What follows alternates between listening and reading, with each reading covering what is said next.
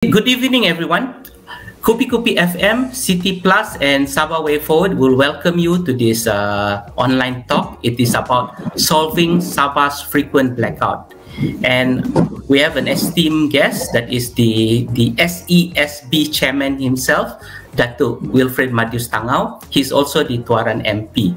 Before I ask Datuk Madius a question, I just want to tell you my experience. Okay, saya punya pengalaman ni kan, as a Sabahan yang tinggal di KL, bila saya tinggal di KL kan, KL memang macam susah tu, yang memang ada electricity. Okay, so bila saya balik di KK, for sure tu, kalau saya balik 1 minggu atau 3 hari, for sure ada blackout, ISO current kalau di kampung saya lah. So my question to the SSEB punya chairman ni, which I met 6 weeks ago when he was just appointed, I asked him, Datuk, do you know what's the problem with why we have a frequent blackout? So Datuk, inilah soalan saya sama kamu, kenapa Datuk selalu ISO current dia blackout?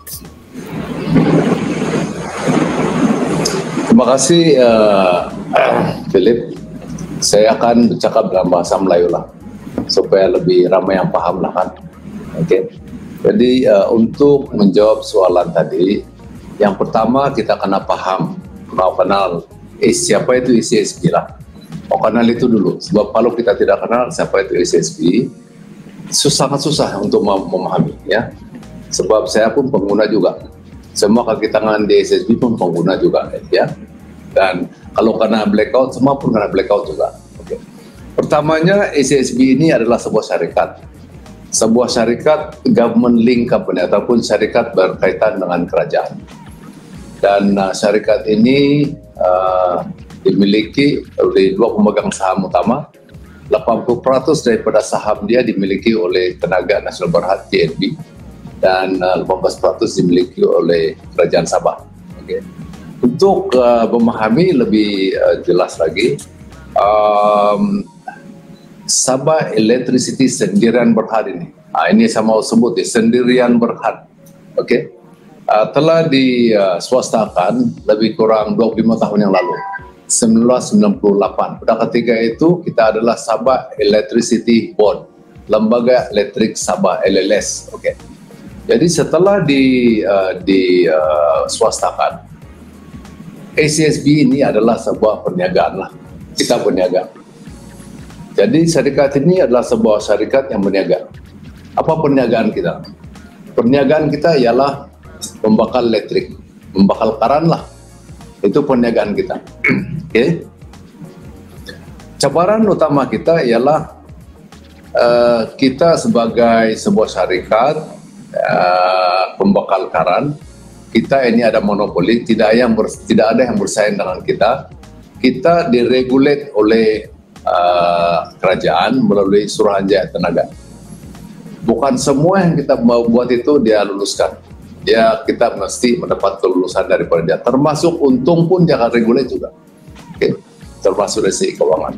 Okay. Jadi itu dari segi setup dia lah. Siapa itu SESB? Perlu saya jelaskan ini sebab ada orang juga yang menulis surat kepada SESB memohon tiang listrik memasang di kawasan dia. Jadi itu tidak sebahagian daripada kita punya mandat lah. Itu bukan kita punya perniagaan lah. Kita ini berniaga membakar karan saja. Kita bukan membakar listrik. Kita bukan membakar tiang listrik dan sebagainya. Oke. Dari segi perniagaan dia ya, dari segi perniagaan dia, tarif ataupun jualan kami kepada pengguna dari segi karan itu, satu unit karan secara purata dia adalah 34.5 sen. Oke. Secara purata dari segi listrik itu hanya 20% yang kita sendiri menjana. 80% lagi kita beli dari orang lain. Kita panggil orang lain ini independent power producer ataupun IPP lah. Dengan harga purata 43 sen. Jadi kita beli karan 43 sen, kita jual 34.5 sen. Jadi siapa berniaga begitu? Kita berniaga, kita beli 43 sen, beli 43 sen, jual 34 sen. Rugi lebih kurang 10 sen. Jadi yang 10 sen ini kenapa masih lagi berniaga? Kenapa tidak bankrupt? Sebab kerajaan persekutuan dia bagi subsidi. Jadi dia bagi tarif subsidi lah. Tarif subsidi pada tahun lepas sahaja kita terima lebih kurang 800 juta.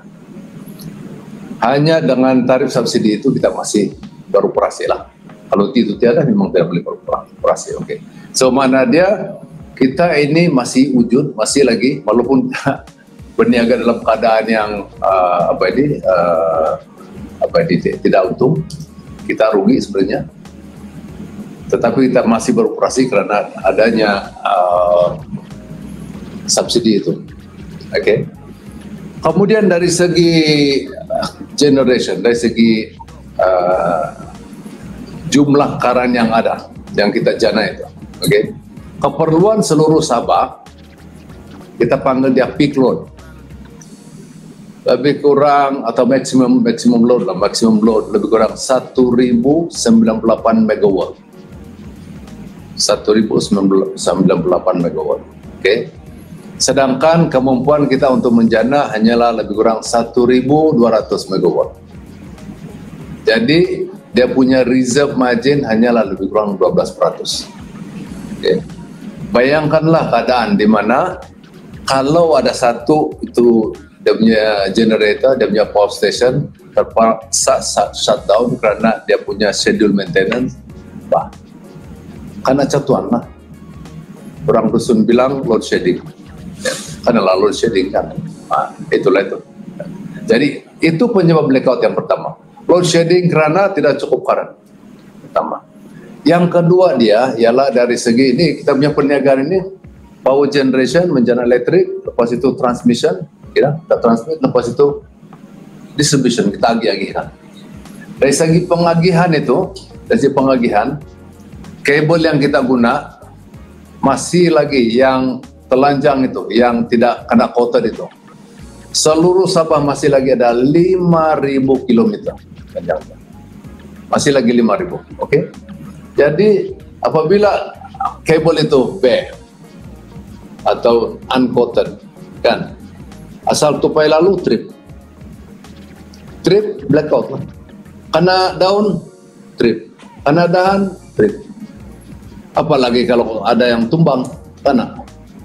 Kalau dia tertumbang, jadi bila dia ketumbang dan ada blackout, bukan senang mau tengok di mana ini, mau punca dia, di mana yang kena dahan ini.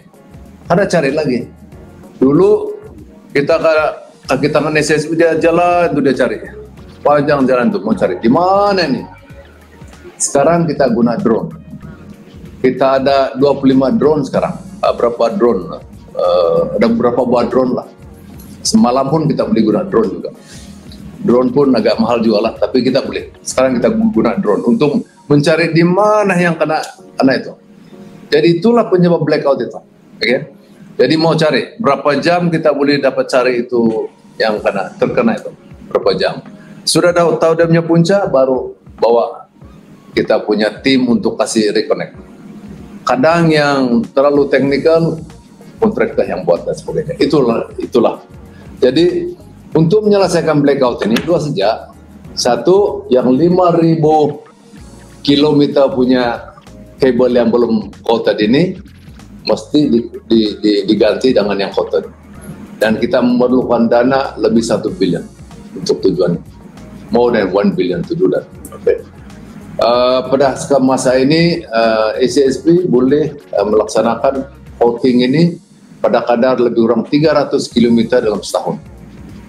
300 km, itulah yang kita buat sekarang. Jadi kalau 300 km setahun, kalau tidak ada satu program besar-besaran untuk kasih tukar itu, kita baru 20 tahun lagi. Ada dia tahun 2040 baru habis selesai. Lama lagi kan. Itu dari segi teknologi itulah, teknologi yang coating itu ya. Jadi dua ini. Apabila kita lihat dua perkara ini, distribution dengan generation ya. Satu dia perlu, dua-dua pun perlu duit. Dari segi generation dia, SSB sendiri sekarang yang 20% itu pun diesel. Ada satu lagi penyebab ketiga, yaitu tempat yang masih lagi off grid, tidak masuk dalam grid. Contoh daerah Ranau. Daerah Ranau itu dia guna gensetnya sendiri, dia bukan dalam grid. Lepas itu Telupin.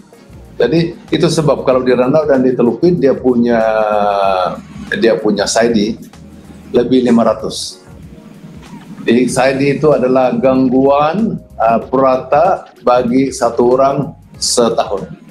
Ya, jadi sebagai perbandingan, kalau di Kuala Lumpur tempat si Philip ini, dia punya SAIDI di sana memang kurang dari 50 lah, kurang dari 50. Okay. Di Sabah kalau yang kurang daripada 50 KKIP saja. Yang di KK ini pun memang 100 lebih. Jadi purata untuk seluruh Sabah 298 lebih kurang begitu. Jadi Sabah 298 Philip 298 menit. Ya, okay. Berbanding dengan Kuala Lumpur punya 50 menit. Oke. Okay. Purata satu orang gangguan 1 tahun. Oke, okay, begitu. Jadi memang jauh lah perbezaan, tapi pada ketika tahun 2010 masih ingat kah? 2010 2012 kah? Menteri dulu, kawan saya Tan Sri Peter Chin, dia datang Sabah, dia cakap kalau tidak kasih turun itu SAIDI dia will resign. At that time it was 700. So now we have brought it down to 298. Ada dia punya penurunan lah, tapi it's very tough as I said ya. Kalau dia punya kabel itu masih lagi tidak di counter, tidak selesai itu, selagi itu dia. Jadi bagi SSB macam mana kita menangani ini? Kita menangani ini melalui kita punya K-line lah. Mana dia aduan? Pertama ada aduan melalui K-line ya. Dan setelah dapat itu aduan dia akan maklumkan kepada di daerah atau di zone, dan baru tindakan diambil lah. Jadi aduan pertama blackout. Yang kedua, kalau boleh lah kita minta juga penduduk supaya nyatakan apa punca dia. Kalau orang terjumpa pokok yang kena tumbang, senanglah selesai. Tapi kalau tidak terjumpa, itulah yang kita terpaksa turun dan kita gunakan drone. So itulah penyebab dia Philip. Kenapa bila kau balik di Sabah terkena ya. Dan bila kita tengok yang paling frequent itu, dia ikut pendudukan. Jadi memanglah di kawasan Kota Kinabalu. Sebab di sini penduduk ramai. Ya. Oke? Oke, thanks Datuk. Saya tidak tahu pula yang kita punya wire di KKD telanjang pula. Okay. Pasti ada. Jadi keutamaan kita untuk meningkatkan. Masih pakai baju kan? Ya, masih pakai baju. Tapi keutamaan kita ialah di tempat-tempat di mana ada plantation seperti oil palm. Sebab di sana kita letak di atas pun salah juga, sebab pokok akan tumbuh kena juga. Atau di bawah pun kena juga. Jadi itu yang keutamaan kita kasih quote sekarang. Dan itu pun panjang tuh, Philip. Okay, thanks Datuk.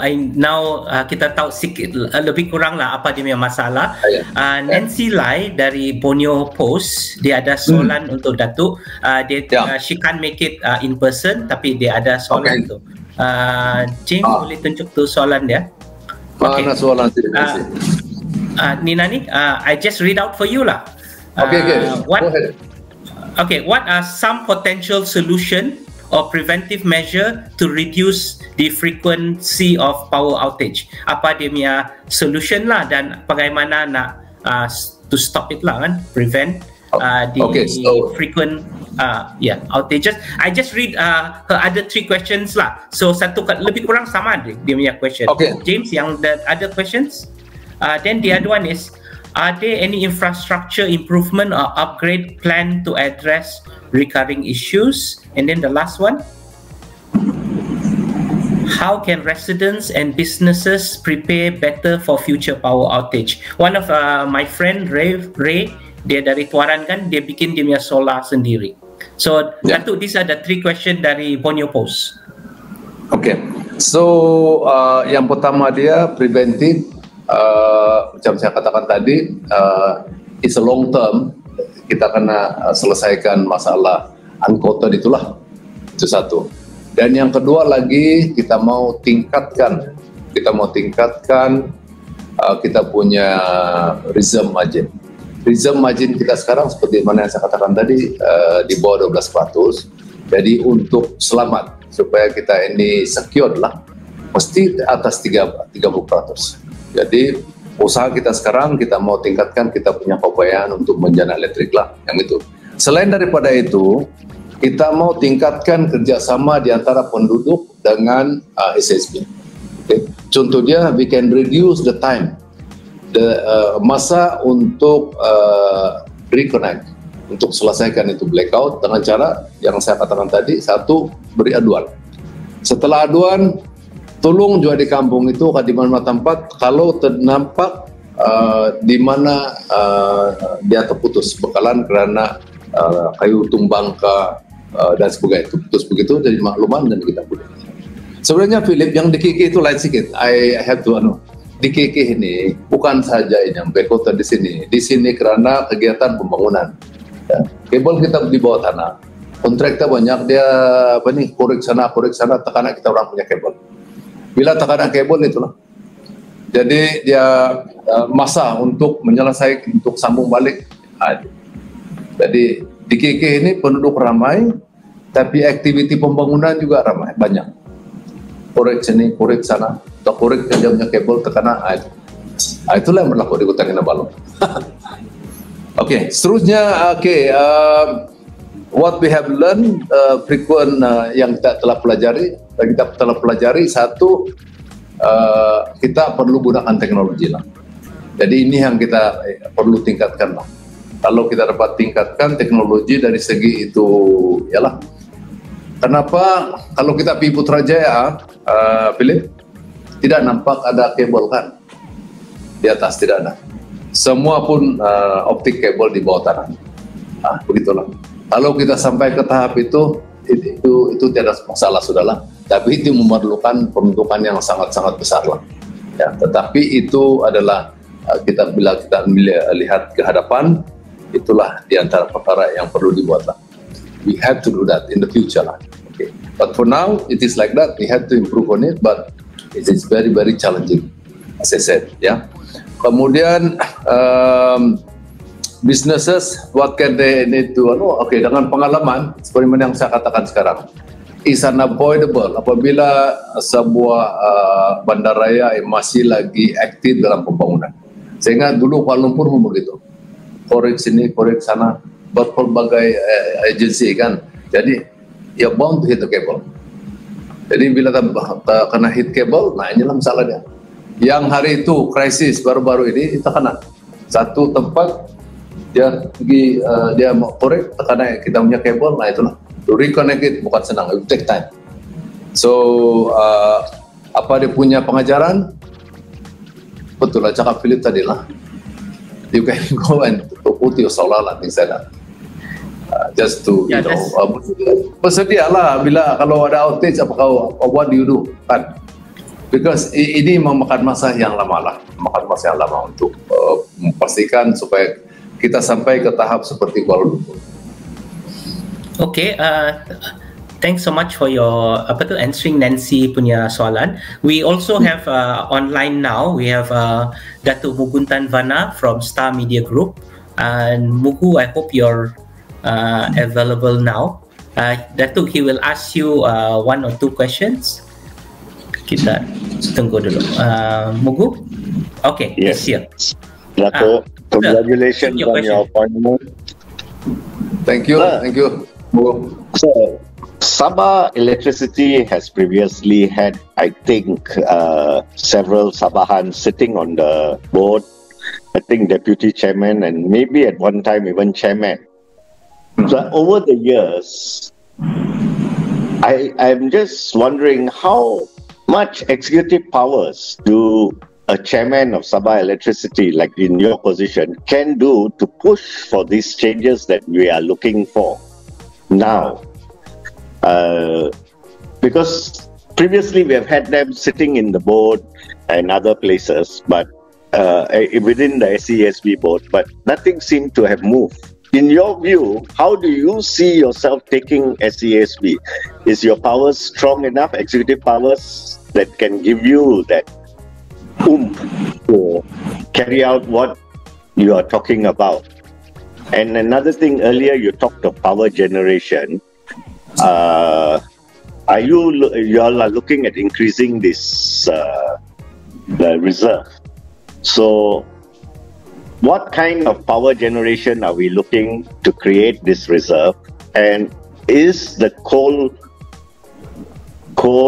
power plants still an option being thought of within SESB? That's all my questions, sir. Thank you. Okay, in terms of the membership in the board, the state government holding 18% is represented by 2% lah, which is the state secretary and well, there are two of them representing the state government. TNB, they have, I think, 5.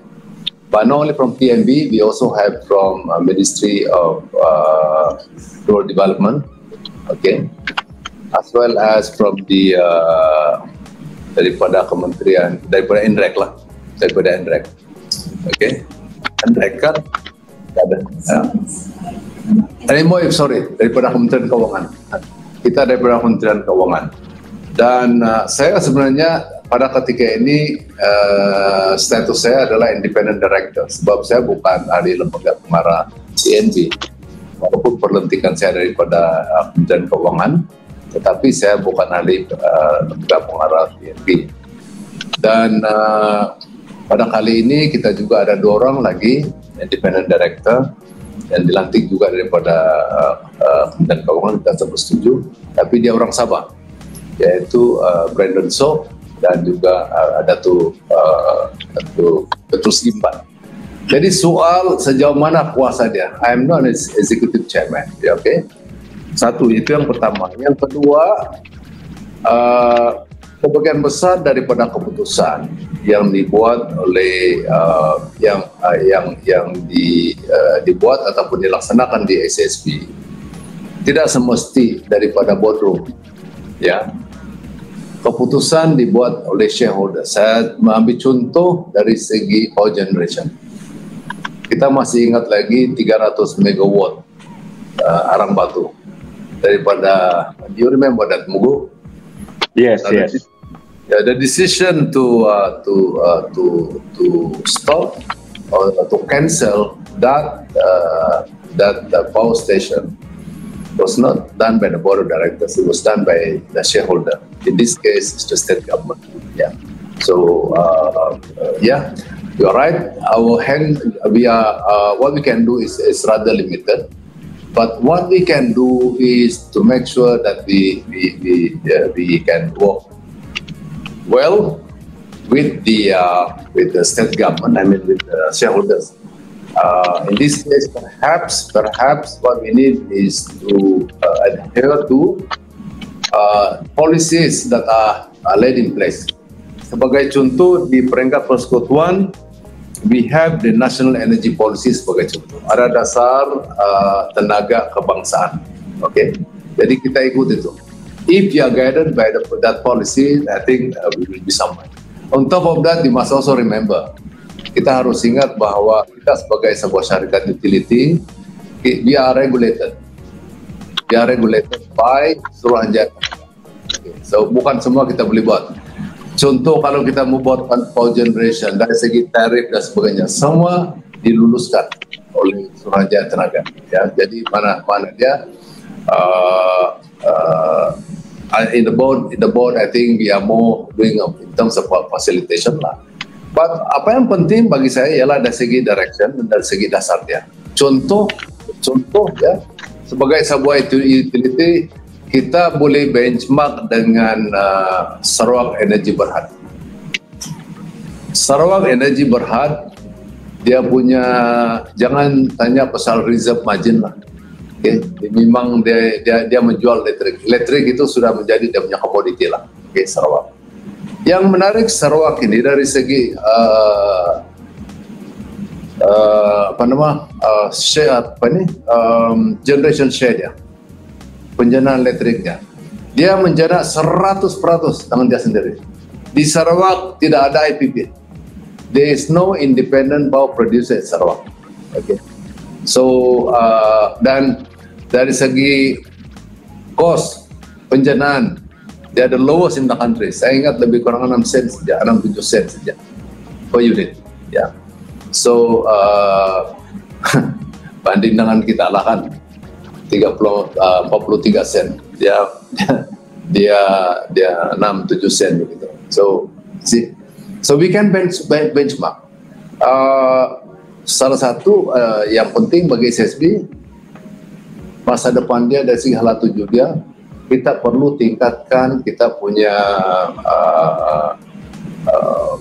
generation share lah. Mana dia dari segi penjanaan kita perlu tingkatkan. Sekarang kita ada 20%, tapi yang 20% ini pun diesel generator di Ranau, which sooner or later is going to be retired, because the minute once Ranau is in the grid, we don't need it anymore.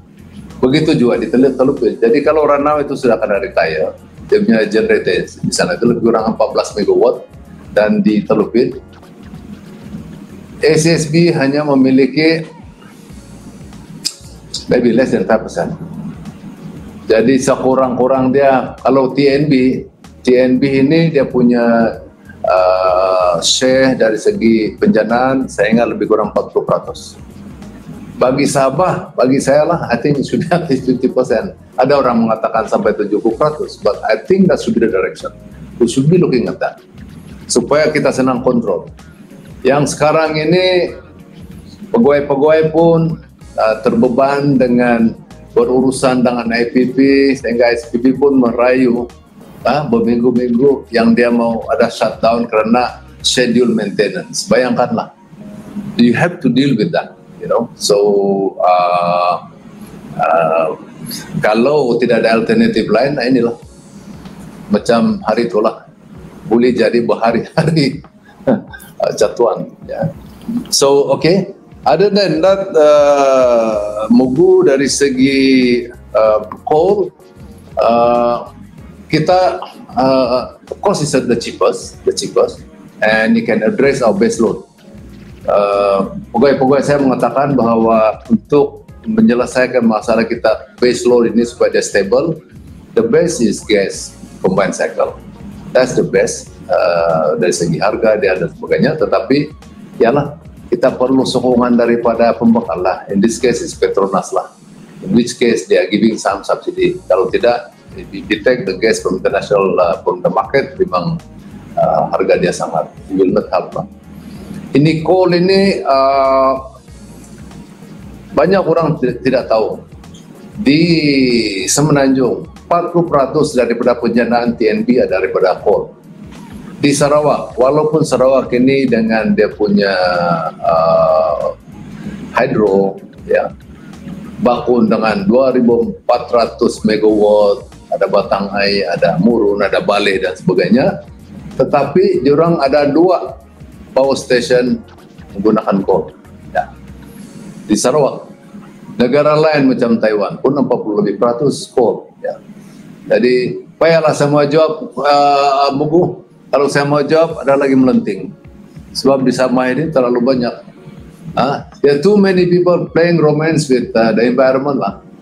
Bayangkanlah, just imagine if the coal, 300 megawatt coal last time went through. If it has been here, I can tell you that I think our SID would be maybe less than 200. Okay, you know, kalau itu ada. But now, macam mana? That's 300 megawatt, you know. I mean, it's simple calculation. Now our capacity is 1,200. Kalau kita ada 300, that would have been 1,500. So reserve margin would have been more than 20%. You see? What to do, kan? Then the Liwago Dam, you will remember Liwago Dam, it was 200 megawatt. Itu pun banyak bising sana sini, then stop. So sekarang ini ada proposal baru lah, harap-harap lah, harap-harap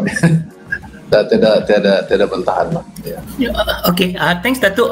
Mooks, your question answered? Oh, ada satu lagi. Okay. Mux, you're muted. Okay. You're muted. Dato, I just want, that means coal remains an option, is it? From your point of view. It is definitely an option. As I said, 40% TNB, 40% of the generation, the energy mix is from coal.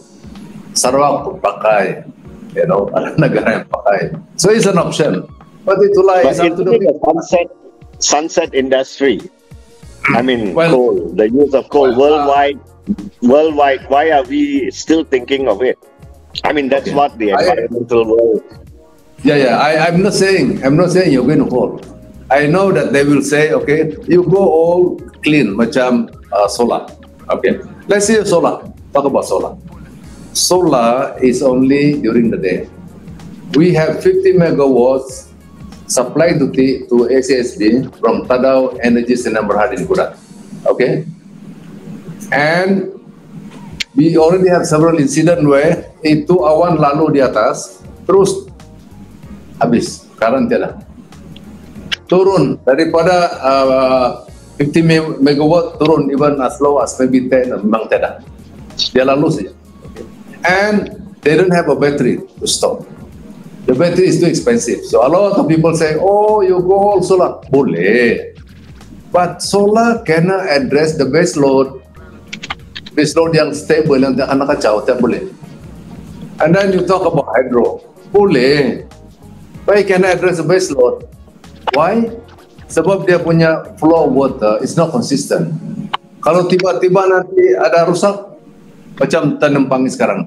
We have 60 megawatt. 60 megawatt Tanjung Pangi main hydro. Okay? Sekarang rusak. Dia punya tunnel itu tersumbat dengan satu batu besar di tengah-tengah. What do you do? Hanya akan beroperasi pada bulan Februari, itu pun just 22 megawatt. Another one, Oktober baru 32 megawatt. Lepas itu tahun 2025 Februari baru 22 megawatt. So see, if you want a secure supply, then it has to be, okay, as I said tadi, gas lah. You have to start with that. Okay. Actually, you do coal, you can address your combined cycle actually. Okay. Banyak cadangan sekarang, geothermal lah, wind lah, macam-macam. All of it with that limitation lah. Kau boleh wind, lepas tu tiada angin, macam mana? Itu bang tak pusing macam mana? Kau pakai ombak, nanti ombak tiada datang, macam mana? Kan? So all kind of technology boleh, but you must address the base load. In other words, awal-awal tadi saya cakap kita perlu 1,200 megawatt minimum. Kalau ada itu, setiasa yang stable. Actually, it's not even stable, sebab kalau ada satu, rusak. Yeah. So the best thing, Philip, the best thing is, if ever ACSB own a generation, power generation, 2,400, 2,500 sendirinya. It can be combined cycle, gas combined cycle. That will be the best, atau ada the base load lah. Kabaran kita sekarang begini, the state, the whole country is very active in promoting investment, especially in the manufacturing sector, which is commendable, which we really need it. The economy need it. The people need it. Kita perlukan pekerjaan. Okay. And in order to attract them, we have to supply them quality electricity and affordable to the investor lah. Kompetitif lah. Tapi mana mau cari current? Mana mau cari current? Where do we get the current? This is our challenge. Sabah is now getting more and more attractive to investment in the manufacturing sector. Sekarang even tourism, sektor pelancongan pun menjadi mangsa. Jadi sebagai contoh macam di Ranau lah. Ranau is a tourist destination. You know, Kinabalu is there. Kinabalu. Nasib baik itu Kundasang sudah dalam grid. Nasib baik itu Kundasang. Tapi Ranau yang di bawah sana itu dia bukan dalam grid. So just imagine, Philip, if you are in Ranau, 500 minutes ID. 500 and above. Bayangkanlah. You see? So that's the situation lah. I'm not saying Mugo, but it's an option. It's an option. Considering cost. And by the way, we are regulated KST, and maybe next year, by January, we will be regulated by ICOS, Suruhanjaya Tenaga Sabah. So maybe, in terms of regulation, the state will be, maybe it's easier lah. Okay. Okay. Thanks, Dato'. Also, thanks, Mugs, for the questions. Our next journalist is Vu from Asia Times. Vu, boleh tanya sudah soalan? Halo, Dato'. Jangan tanya Mandarin, Mr. Vu. Saya tidak Mandarin. Yeah, my question is also about the solar energy. I think, okay. You have mentioned something about the solar energy as one of the option or solution to solve the problem. Yeah. Do you actually do you encourage especially the residential folks to use solar system? Maybe ask all the housing developers to install solar system as one of the way to solve the problem. Thank you. Okay. That question, Mr. Pu, you should address it to ICOS lah. The other regulator. Okay, because at the end of the day, there will be a question like license and that kind of thing lah. So they are the licensing authority lah. ICOS, the Suruhanjaya Tenaga Sabah. Suruhanjaya Tenaga Sabah. Sekarang ini kita masih lagi di bawah Suruhanjaya Tenaga Product Country, tapi Januari kita akan di bawah Suruhanjaya Tenaga Sabah. So soalan itu ditujukan di sana. Tapi soal do you encourage? Yes, of course. Sebenarnya Mr. Bu, berasaskan kepada dasar tenaga kebangsaan atau National Energy Policy yang telah pun diumumkan oleh Kementerian ENREG tahun 2022 hingga tahun 2040. Negara kita mesti mencapai 31% daripada power generation by 2025. So tenaga surya, solar is part of the renewable energy. So yes, of course we encourage. Tapi kalau di perumahan, I don't think. I'm not sure whether you need a license to do that. But di Semenanjung, Philip, the first chairman of ACSB, Ansri Tajuddin, he told me, in his house, 100% solar. He even have some access and he's selling it to TNB. Ada access there. So in terms of direction, Mr. Bu, yes, I think we should democratize. We should democratize.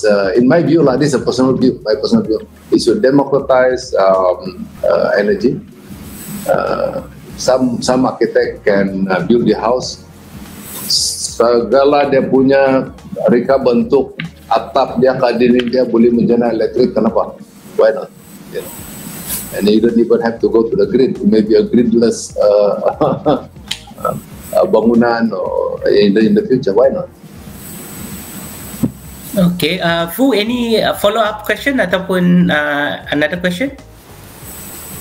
Dato', maybe this maybe is just for my knowledge or for our knowledge, whether government is imposing any import tax for the solar system. If any, then government should consider to do away the thing, then to just to encourage people to install that system lah. Well, I agree with you. I mean, untuk mencapai 30% renewable energy by 2025, government should give incentive, and that's one of the incentive. I'm not quite sure on that incentive, but yeah, I agree with you. tax tax incentive on solar is one of those that I think government should consider. I agree with you. Okay, thanks Vu for your question. Datuk, thanks also for your answer. The next person will be Julia Chan of the Millennial. Julia Chan from Millennial. Boleh tanya soalan sudah? Wah, macam di rumah ni. Yeah, I'm at home. Good afternoon, Datuk. Actually, Yes, Julia. It's along the same lines of green energy and renewable sources. I think about 20 years ago when I was in NST and we had SESB fam trip, they were already talking about the same things you were talking about, the low reserve margin and the SADI and everything. It seems like nothing much has changed, but at that time I remember there was something like a 1% renewable energy source. I'm not sure if that has changed over the last 2 decades, but maybe you can enlighten us on whether we are improving on this. They were talking at that time, because oil palm was such a big industry, they were talking about trying to explore biomass fuel sources, but I'm not sure that that is still the case now lah. And what other green energy options we are, since we are heading into the 30% renewable resources. Yeah. So maybe just It has not changed much. It has not changed much. All we have, if there's anything new, Julia, is that we have Tadau Energy Sdn Bhd in Kudat producing 50 megawatt, and that's the only thing new. All the rest, Tanam Pangi, and then of course you have Telekosam, that's 24 megawatt, I think. Yeah. So there are few biomass, but not much.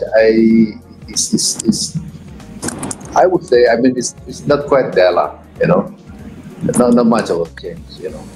So, but there has been, I think, the government is encouraging to go into large scale solar. I think, if I'm not mistaken, tender has been out and things like that for that purpose, you know, for those who want to go into large scale solar. Yeah. But as I said, solar has its own limitation in terms, especially in addressing our base load. But technology is improving by the day. Sebagai contoh, solar panel dulu to produce one megawatt, you need something like 4 acres of land. I was told the latest technology you can only need is something like 2.5 acres pun dapat 1 megawatt sudah. So there have been improvement in the technology lah. Itu sajalah, Julia. So we are slowly moving up. Slowly moving. But you see, I suppose in terms of the awareness, come to business. You heard about the requirements, the needs for big companies like Google's, Facebook. They are based in Singapore, so their data center in Singapore, and to energize their data center and all this, it is a must for them to use renewable energy, 100%. They can't use others, so you know, I think they're actively sourcing it lah. So nearest is Malaysia, so Malaysian businessmen, entrepreneurs can position themselves lah to tap into this lah and sell it to Singapore. Julia, any other questions? I think most were addressed earlier. Okay, thanks Julia for attending the talk. Datuk, the next question will be from Jason Santos. He could not make it. There are 4 questions, tapi I condensed to 3 lah. The questions will be on the will be presented here. Jason Santos nya soalan.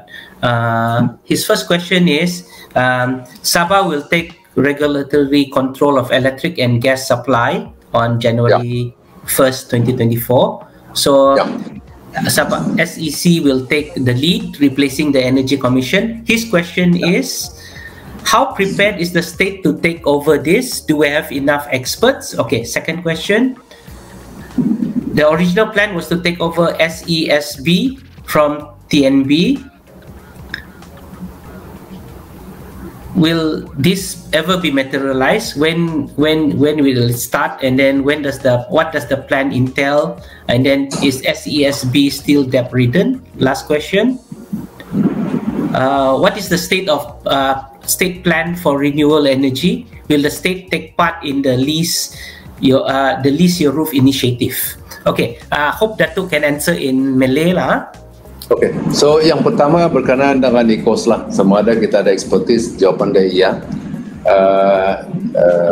Ketua Pegawai Eksekutif Suruhanjaya Tenaga Sabah adalah juga dulu Ketua Pegawai Eksekutif SESB, Datuk Nasir. So dia memang orang yang berpengalaman dan dan saya dipahamkan mereka sudah ada lebih 30 orang ragi tangan dan masih lagi dalam proses untuk mendapatkan ragi tangan baru lah, walaupun dari segi perundangan kita masih lagi menggunakan Akta Kepala Elektrik 1990 pada ketika ini, tetapi selepas bulan Januari dalam satu persidangan khas bulan Januari nanti Sabah akan punya enactment Bakalan Elektrik yang tersendiri. Dan jawapan saya, pandangan saya dia mereka bersedia, itu bukan soal expertise, is not a question. Sebagian besar daripada mereka adalah berasal daripada kaki tangan daripada SSB yang sudah pengalaman puluhan tahun, ya. Kemudian berkenaan dengan soal kerajaan negeri mengambil alih membeli saham-saham TNB daripada saham TNB di SSB, perbincangan ini memang sudah sekian lama antara kerajaan negeri dan juga kerajaan persekutuan. Dan bagi TNB, apa yang telah dinyatakan oleh pengurusi TNB mengatakan bahawa TNB akan selesa untuk menyerahkan SSB ini kepada kerajaan Sabah pada ketika di mana apabila SSB ini dalam keadaan yang sihat dari segi korporat. Dan sihat ini ialah pada ketika di mana SSB ini tidak lagi bergantung kepada persekutuan. Seperti mana yang saya katakan tadi, kita masih bergantung dengan dari segi subsidi tarif, kita bergantung subsidi tarif, ya. Berkenaan dengan pinjaman yang telah dibuat oleh SSB ini this is a bit tricky, Philip. Soal utang ini, sebab dia begini, SSB telah meminjam daripada Kementerian Keuangan. Sebenarnya duit itu untuk infra, untuk infra. Inilah ini yang untuk buat tebatan kabel itu, hal begitu. Inilah yang kita dapat selesaikan 300 km setahun itu, ya. Tetapi oleh kerana SSB ini adalah sebuah syarikat utility yang monopoli, kita tertakluk kepada regulation yang dibuat oleh Suruhanjaya Tenaga. Ini saya mau sebut itu technical, saya sendiri pun belum berapa paham ini. Incentive Based Regulation, IBR. Ini panjang cerita ini. Hari-hari saya pergi attend tutorial di sini, mau paham ini barang. Ya. Ada lagi banyak macam-macam lah sana, tapi IBR, dia regulated. Dengan lain perkataan, kita punya keuntungan ini diasaskan kepada aset. Dan apabila kita buat pinjaman ini, itu yang telah dibina itu menjadi aset kita, ya. Tetapi tidak perlu saya sebut berapa yang kita telah pinjam itu, ya, daripada kerajaan memang masih ada di sana. Tetapi jauh lebih penting daripada itu ialah dari segi penjanaan itulah, kos penjanaan yang terlalu tinggi, ya.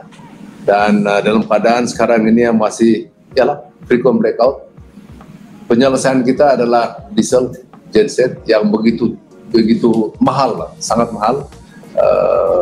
Nasib baik ada subsidi tarif daripada pihak kerajaan, ya. So mana dia di sini penyerahan pada kerajaan negeri terpulang. Kalau kerajaan negeri dan perbincangan mereka selesai dengan dari segi keuangan dan sebagainya itu di antara kerajaan negeri dengan persekutuan lah dalam hal inilah.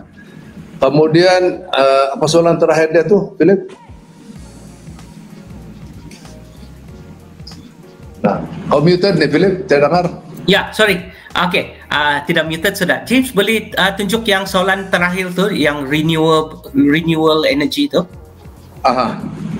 Apa pertanyaan dia? Rancangan? Okey.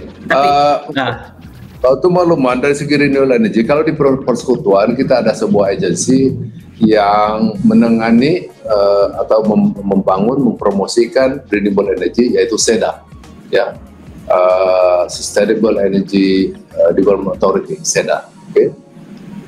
Setelah nanti pada bulan Januari, kerajaan Sabah akan sendiri regulate electricity Sabah. Peranan SEDA itu juga diambil oleh IKOSLA, Suruhanjaya Tenaga Sabah. Jadi bukan sahaja dia regulate dari segi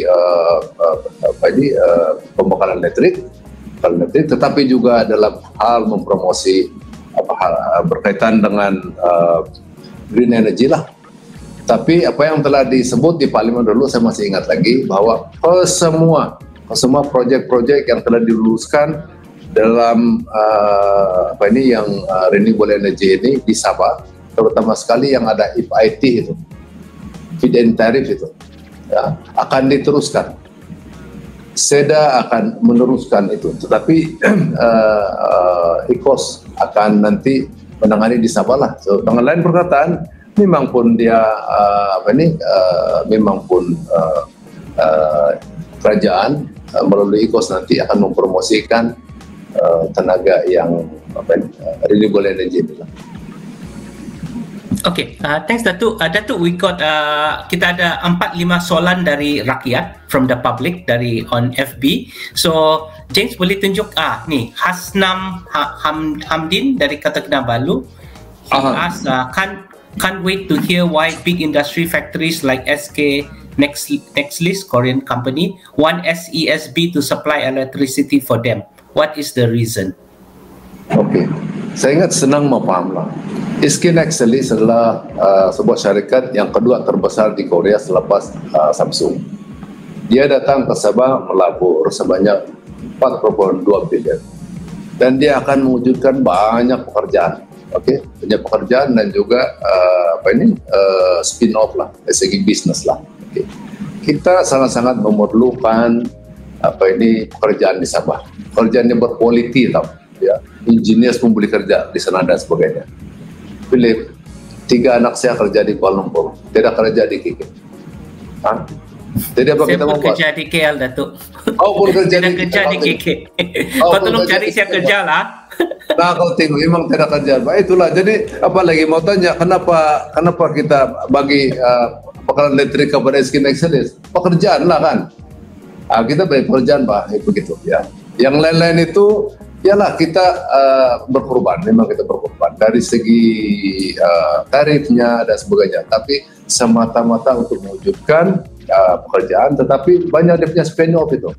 Dengan ini saya ingat kita punya pelabuhan pun akan mendapat banyak kontainer sudah, pasal dia mau ekspor dan sebagainya. Okay? Jadi a lot of spin off dia lah. So itu dia punya sebab lah. Okay? Kita punya cabaran seperti mana saya katakan awal tadi ialah membekal listrik. Soal kenapa kita bagi itu tidak timbul. Soal dia mau dari mana mau dapat bekalan. Okay, and the next question please. Okay, ni Azlan Talin, dia dari Sungai Manila, Sandakan. Dia dia kerja di Bomba ni, di Labuan. Okay, soalan dia, what's the soalan? Soalan dia, next slide. Apakah perancangan SESB untuk jangka masa pendek dalam menyelesaikan masalah bekalan elektrik di Sabah, di kawasan bandar dan luar bandar? I think Datuk has answered, tapi just maybe in summary. Summary. Soal kita ini dalam bisnes membekalkan listrik. Jadi dari segi infra di luar bandar itu bukan tanggung jawab SESB, sebenarnya itu tanggung jawab Kementerian Kemajuan Desa dan Wilayah. Okay, dalam satu program yang bernama Bekalan Listrik Luar Bandar, BLB. Okay, jadi dia yang mengatur peruntukan, dia melaksanakan untuk infra itu, ya, memberi menyediakan talian ke luar bandar Dan peranan SSB ialah jual karan saja. Okay. Ya, untuk luar bandar. Okay. Kemudian di bandar ini, ya saya sudah cerita panjang juga tadi lah, hal-hal cabaran-cabaran kita itulah kalau di bandar. Okay, thanks. The next question, please.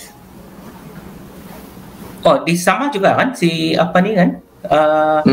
Same person. Adakah SESB memberi inisiatif tambahan seperti contoh deduction payment di dalam monthly bill kerana side effect dari gangguan bekalan elektrik pasti menyebabkan, this one is quite big juga ni kan. Kadang-kadang saya punya makanan ikan macam tu kan bangas juga kan, because isokaron. So how do you answer this?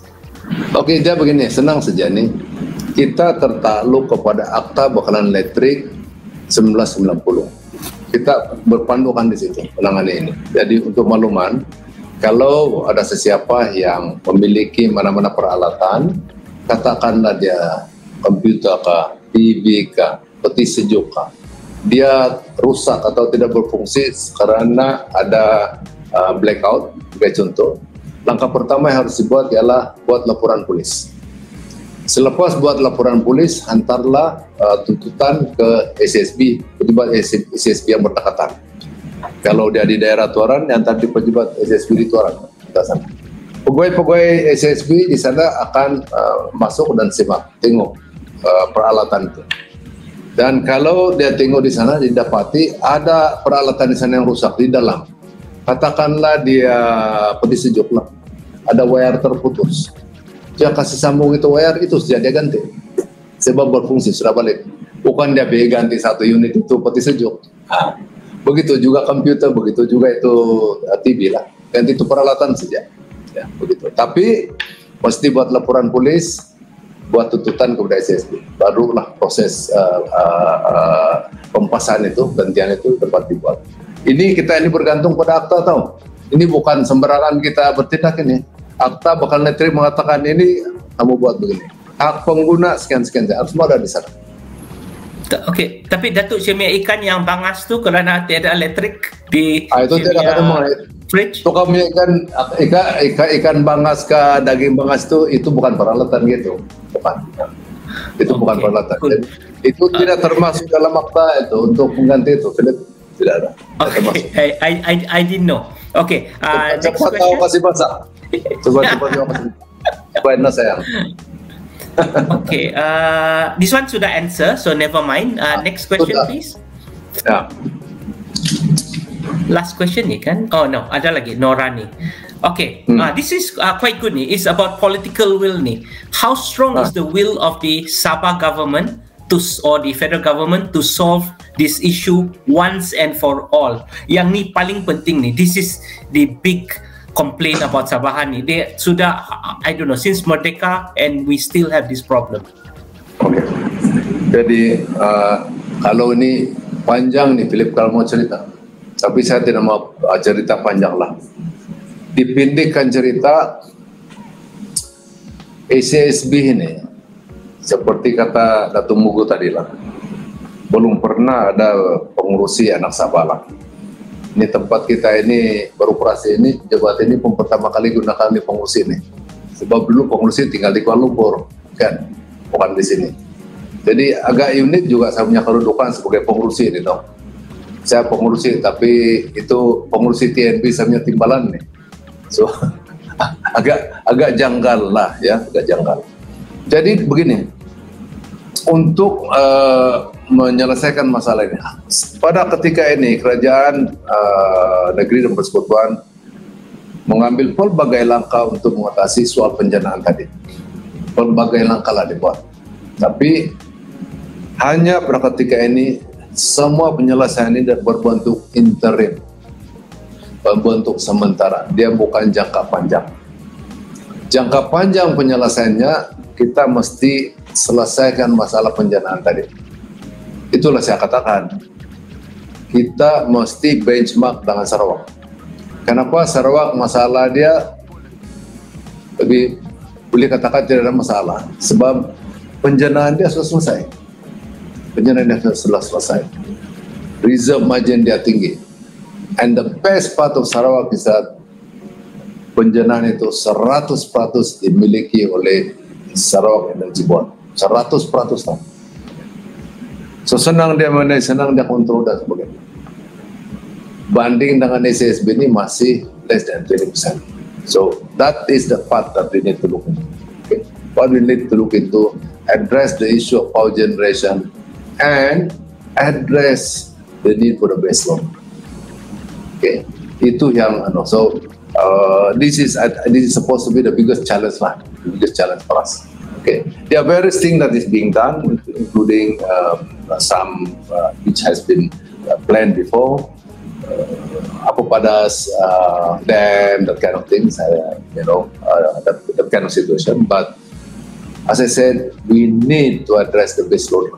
Itu yang paling penting. Dan saya pikir yang Ambon Perdana Menteri pun sudah beberapa kali buat pernyataan bahwa kita mesti memecahkan masalah bahkan elektrik ini. And I think itu kita punya harapan moving forward. You are muted, Philip. Okay, sorry. The next question, please. Setelah saya sudah, Philip. Saya sudah. Last lagi, satu lagi. One more. Ada Ini lagi. dia ngam-ngam 1 hour nih. James, ada satu lagi kan? Tidak. Oh. Yeah. Okay, Datuk, while we're waiting for that question, I just wanted to ask you this question. So when will we get this zero blackout situation in Sabah? What year? Macam mana saya memberitahu itu, Philip? Sebagai contoh, ini. Kalau kau mau selesaikan yang 5.000 kilometer punya uncoated itu, backcoated itu, ya. Kita memerlukan lebih 1 bilion duit lah, oke? Okay? Kalau kita meneruskan apa yang kita buat sekarang, yaitu 300 dapat menyelesaikan 300 km dalam 1 tahun, kita memerlukan 20 tahun. 20 tahun, 20-40 baru selesai. Tapi kalau ada kerajaan bagi peruntukan ataupun pinjaman kepada SSB, nah buatlah 1.1 billion, bagi itu duit satu kali, selesai. All the backcoated selesai, itu boleh. The next, penjanaan. Nah, bagaimana kita buat penjanaan? Di sinilah letak dia. Satu lagi dasar yang penting, kalaulah kita dapat bekerjasama dengan katakan Petronas lah, beri keutamaan kepada pemberian gas lah katakanlah untuk menjana elektrik. Gas combined cycle 2,400 megawatt, okay? Gas yang subsidized lah. Then you can address. It will take you how long? The base load. The rest of it, RE, renewable energy yang kita buat dan sebagainya akan menjadi bonus lah, sesuatu yang kita boleh jual. I mean, kita ini ada gas Pak Philip, tapi kan antar pibin dulu, tidak jadi sudah itu, ada pipe sudah rusak tuh pipe kan? Tahu kan tuh? It means dia rusak, so kita boleh ambil balik lah. Tiap payah hantar sudah kan? Rusak itu pipe Pak, jadi itu itu gas tidak boleh pibin dulu sudah rusak Pak. Jadi ada gas, kalau udah pakai itu gas penjanaan boleh lah gitu. Janganlah mahal-mahal Pak, jangan pergi pasaran terbuka Pak. Okay, wait let me ask the last question. Dia tidak kena tulis. Give me. Banyak betul Pak soalan kau ni Philip. Last sudah nih. Okay. Okay. Yes, we're done with the questions. First of all, I would like to thank the media for participating in this online chat with the SESB chairman. I would like to personally thank Datuk Mogutan Vana, Julia Chan, Vu, Jason Santos, and also Nancy Lai. And I would like to thank the also the Rakyat for asking question. I would like to thank also Kopi Kopi FM dari Sabah Sarawak Kopi Kopi FM, also City Plus, and also Sabah Way Forward for hosting this chat. It's a very good chat actually. It's a big problem for Sabahan, and we do not know bila ada kesudahan. And I would like to thank so much Dato Sri Wilfred Madius Tangau for his frank, straightforward answers to our perennial problem. On behalf of Kopi Kopi FM and City Plus and Sabah Way Forward, I would like to say good night to everybody, and I hope we had an insight on our current problem. Thank you. Datuk, you want to say last word? Then habis. Jadi saya mengucapkan terima kasih bagi pihak SSB kepada Sabah Way Forward kerana telah berkesempatan ini. Memang kita mahu berkomunikasi dengan rakyat, dengan pengguna, dan banyak perkara yang kita mahu supaya rakyat lebih mengetahui, supaya SSB dapat bekerjasama dengan rakyat. Ya, selama ini SSB ini dipersalahkan dalam banyak hal berkenaan dengan blackout ini. Tapi sebenarnya kita adalah perlu bekerjasama. Contohnya kalau ada cadangan-cadangan penjanaan yang baru, biar kita betul-betul berdialog, biar kita betul-betul ada memahami antara satu sama lain, supaya tidak ada masalah. Seperti mana saya katakan tadi, kalau 300 megawatt coal dulu dilaksanakan, tidak masalah sekarang. Tapi karena ada membantah, jadi biarlah kita sama-sama berbincanglah mana dia kan. Saya tidak mengatakan kita mesti buat coal, saya tidak mengatakan itu. Tapi biar kita betul-betul ada kepahaman, berbincang satu sama lain, rakyat dan kita. Sebab bila tidak ada penjanaan, bila ada blackout, kami juga akan marah. Kami akan marah. Jadi sedangkan keputusan itu bukan kami.